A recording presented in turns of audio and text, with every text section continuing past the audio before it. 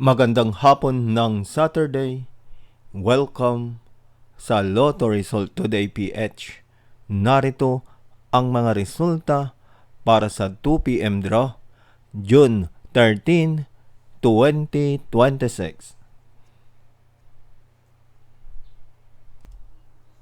Para sa resulta ng 2D Lotto, 11 at 26.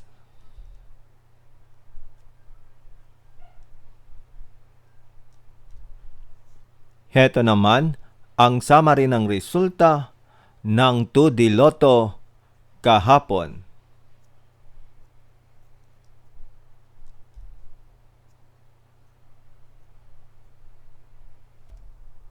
Para sa resulta ng 3D Lotto, 0, 6, at 0.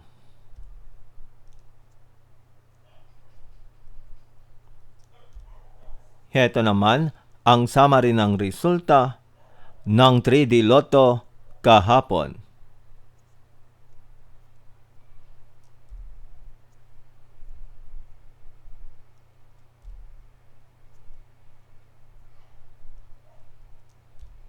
At yan ang mga resultang ngayong 2 p.m. draw.